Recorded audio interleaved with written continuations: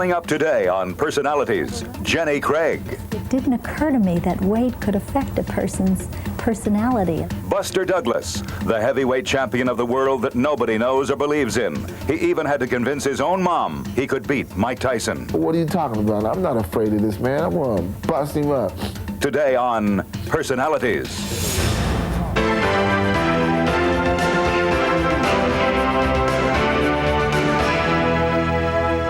Hello and welcome to Personalities. I'm Charlie Rose.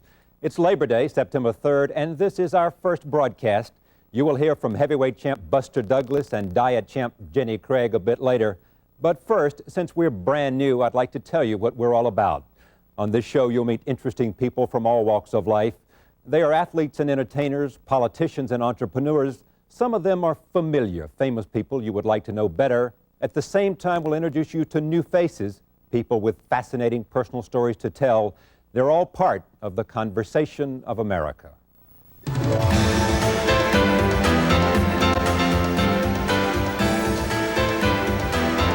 The producers say, I don't see any good scripts out there for women. I don't have a death wish, certainly.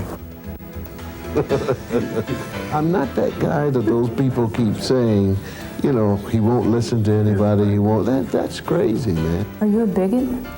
No, I'm not a bigot. It is not a racist remark to say, I know some good blacks.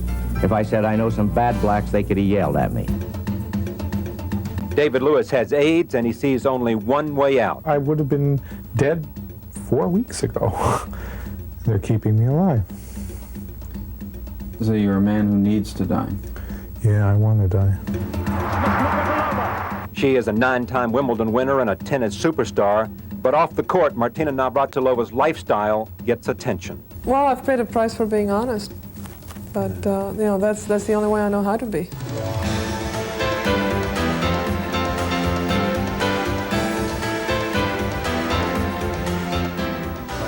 I mean, you know, I'm still not a saint, of course, but I just do things and think about the end result, and I do things that aren't necessarily life-threatening to me or to anybody else. He has earned the nickname Merchant of Death.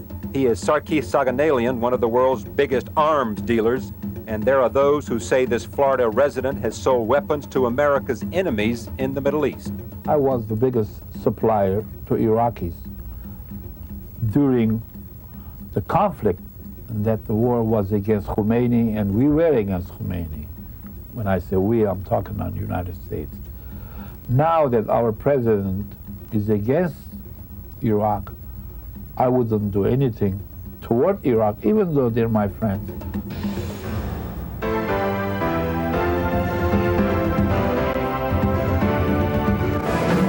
I'm sure you think I'm a slob, and you're absolutely right. I talk with my mouth full of food. My shirt is not tucked in. These are all the things that defy the Harry Connick Jr. image. Those are just a few of the personalities we will help you get to know over the next few days. We hope you enjoy our show today and for a long time to come. Heavyweight champion of the world, a title that through the years has meant automatic star status. Joe Louis, Muhammad Ali, men more popular than some presidents. Mike Tyson, the media continues to chronicle his every move. And then there is Buster Douglas.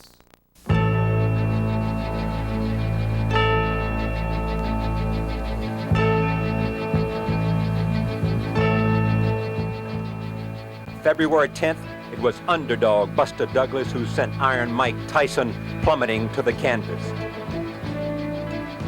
That night, Buster took home millions of dollars and a new title, heavyweight champion of the world. But the star status has escaped Douglas. He can easily walk a city street without causing the slightest stir. When we come back, an emotional Buster Douglas talks about his obscurity and why he is the champ nobody knows. Tomorrow on Personalities, who killed Jimmy Hoffa? His son James is determined to find out. His story tomorrow. And later, the billion-dollar success story of Jenny Craig. She made a diet dynasty out of your losses.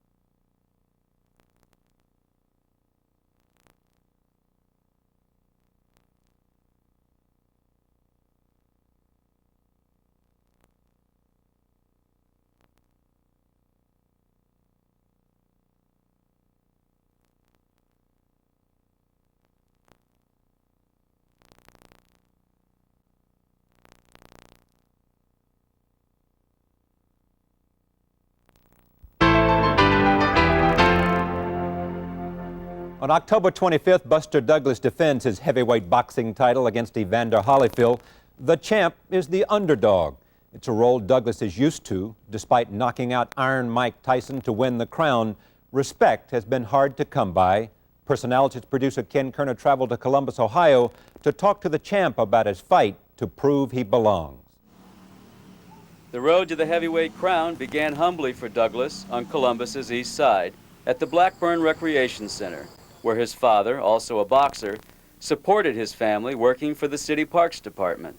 I started at a young age of 10. My father was a professional fighter.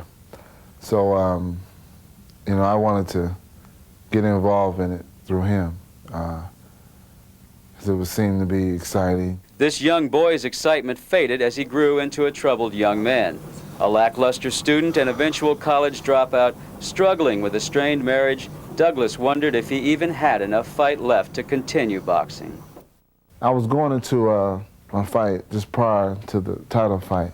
It was strange. It was like I was just laying there and I was in a little, like the bed was just wet, you know, and I was just laying there soaking in sorrow, you know, and just didn't understand why was all these things happening to me. Like, why? Surrounded by problems and anxiety, Douglas seriously considered taking a break from the ring. Then he found a spiritual answer to his dilemma. The real turnaround in my life was, you know, July 20th, before, in Atlantic City, just before my fight prior to the title fight. That's when I had totally had given my self to the Lord, you know, wholeheartedly. Though Buster Douglas resolved his personal conflict, family members pleaded with him to get out of boxing. I mean, it's been, my aunts and my own family has been saying at times, well, you know, Buster, you ought to go ahead and just get you a job, you know. But I knew that I could do this, you know. I knew that I could succeed at this. Determined to prove himself, Douglas did well enough to eventually gain a title shot at Iron Mike Tyson, an opponent even Buster's mother feared might be too tough. Well, no, look, one day she came over and she was like, we got to talk. And I was like, what? She said, we got to talk about the fight, about Tyson. And I jumped on her, you know.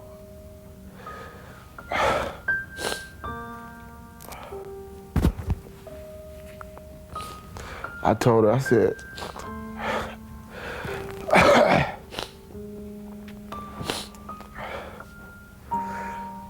about what, you know? This guy is nothing but she, because she know all the friends telling her, boy, you know, Buster better be careful, you know. She was worried about you being hurt. Right. And I was like, you know, and I really blew up, you know, and told her. And she was like, okay, you know, and left. I said, you know, what are you talking about? I'm your son, you know you mean and Dad's mean, and you know, what are you talking about? I'm not afraid of this man. I'm gonna bust him up. And she left, and then we talked every morning. She had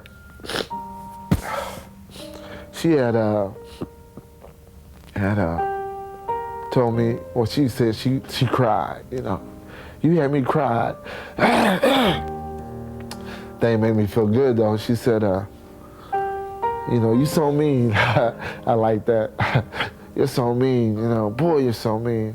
You know, you had me crying. She said, well, you know, I'm all right now, you know. I know now, because she said, yeah, I'm all right now. Sadly, Douglas's mother, Lula, died 23 days before her son's title bout in Tokyo. Before climbing into the ring, he drew upon the strength and love of his mother, and when the final bell rang, James Buster Douglas was the new heavyweight champion of the world. Despite a convincing 10th round knockout, Douglas remains a virtual unknown with the public, but seems quite unconcerned about his perceived lack of respect. Well, be perfectly honest with you. The respect that I would like to have, I've got. You know, meaning the people that I most would like to respect me, I have their respect. So, you know, it's gonna be, it's great, man. I love it. I love every minute of it. I'm telling you, you know. Thank God, man. I love every minute of it. Douglas may not get any respect, but he gets lots of money. He'll earn $24 million for the Holyfield bout. If he wins, he'll get another $25 million for his rematch with Tyson. Coming up next, Jenny Craig. Your loss is her gain. How the Diet Queen slimmed down America and fattened up her pocketbook.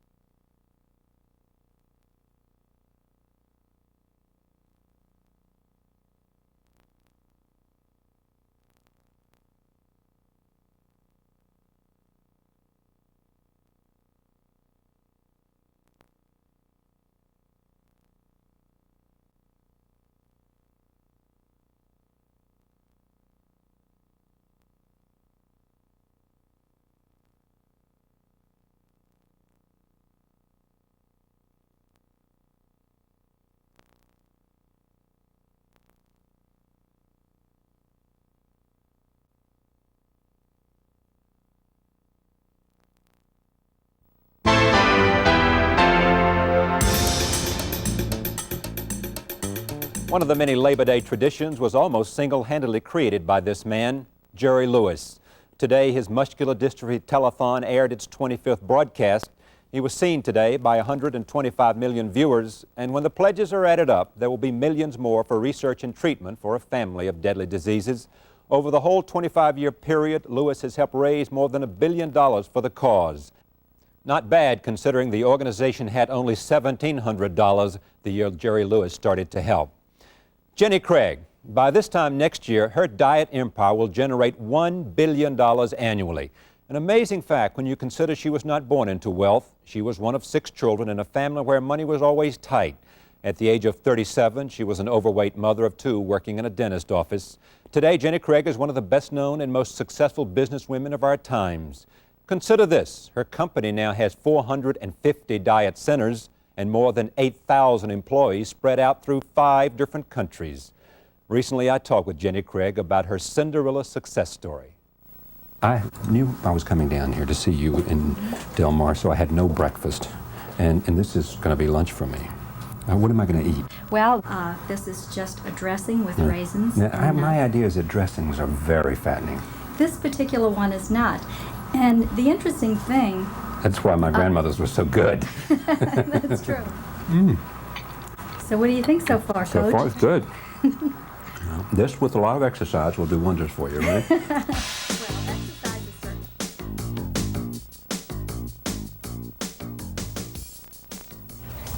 You had your second child. Yes. And the weight did not come off as fast as...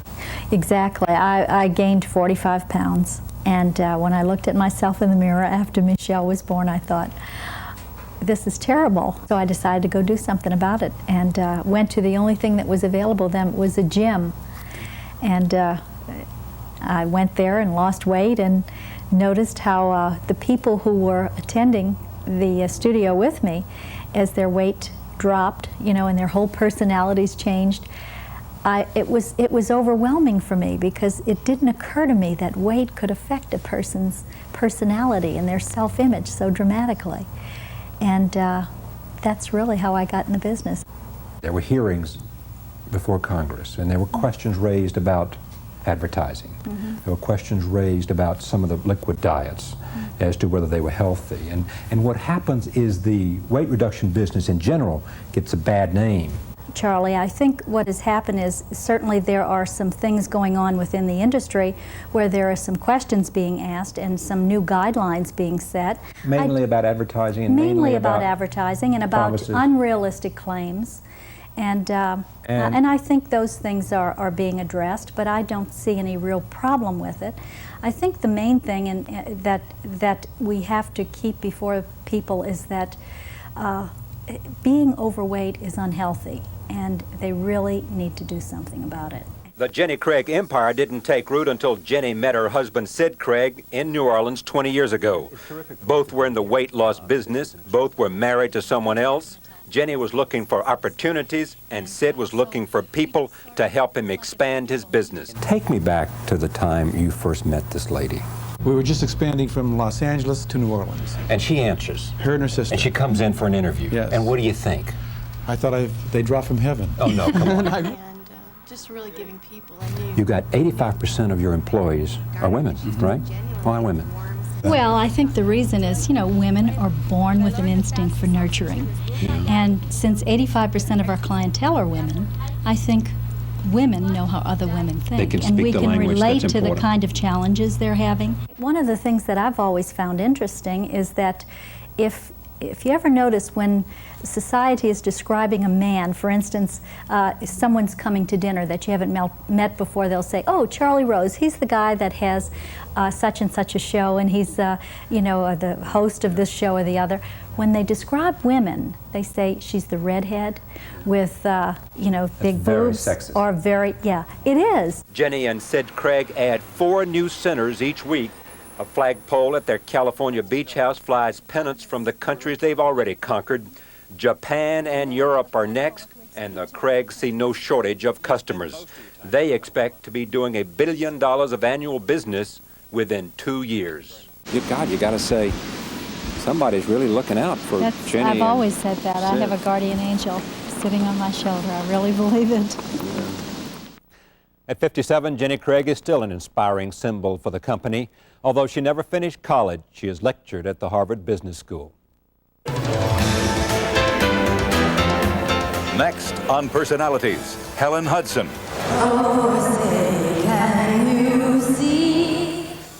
She makes singing the national anthem a major league career. What so proudly we... And do you, Laura, take Peter to be your husband? Poor Laura. She took a cold medicine that made her drowsy. If only she could go back and take Sudafed instead.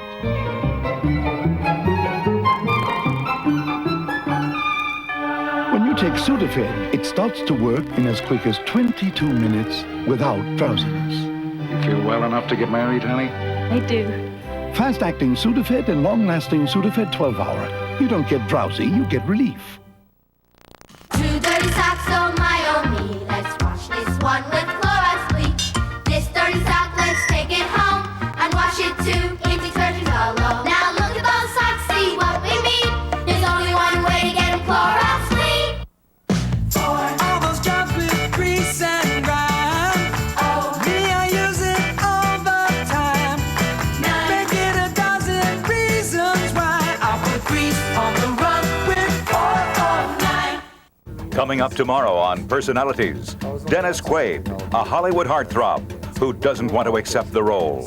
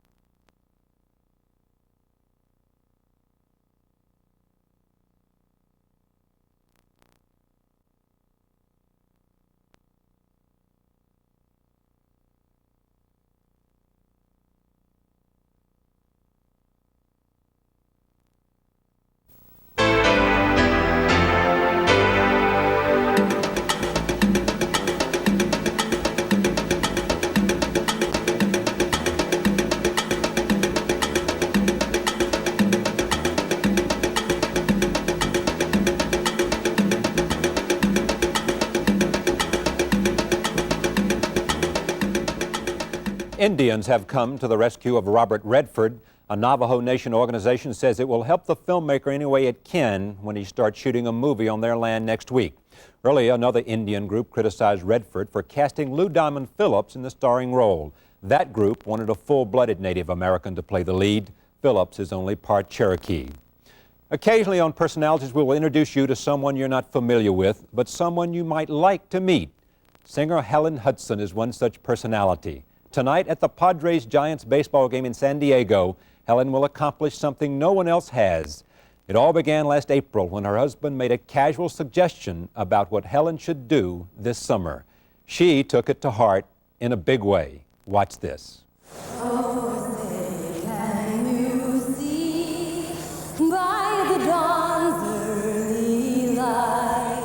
Chicago was just one of 26 stops this summer in the extraordinary journey of singer Helen Hudson. The people on the plane that I just ate peanuts with are wondering, who the heck was that girl I sat with? Well, they needn't wonder anymore. She's performed the national anthem at least once at every single Major League Baseball park this season. 8 weeks ago, I didn't know what an RBI was. I used to nag my husband about always watching the game on TV. So her husband, the baseball fan, had an idea. He was working at his computer and he said, you know what you should do this summer? And I said, what? He says, you should sing for all the baseball teams. And he forgot about it, but she didn't. A week later, I went back to him and I said, honey, you know that idea you had? And he goes, oh, which one? And I said, the one about the baseball teams. He goes, yeah, you'll never be able to do that. There's just too many and it's too hard. And I said, well, I said, actually, I've already booked 7 dates. I have 21 packages sent out, and I start next week in Montreal. He almost died. What so proudly we held. And for Hudson, the summer in the major leagues has come after a dozen years of trying to keep her singing career in the spotlight. For 2 years, I taught high school English, and I loved it. But one day I just got tired of grading papers.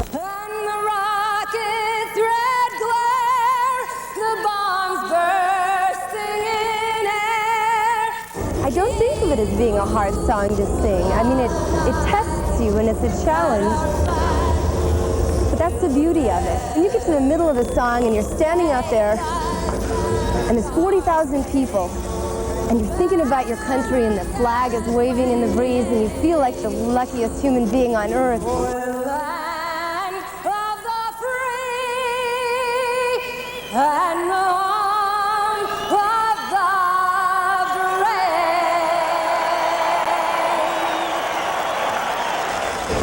I've had the summer of my life. We're so happy. Congratulations. Thank you.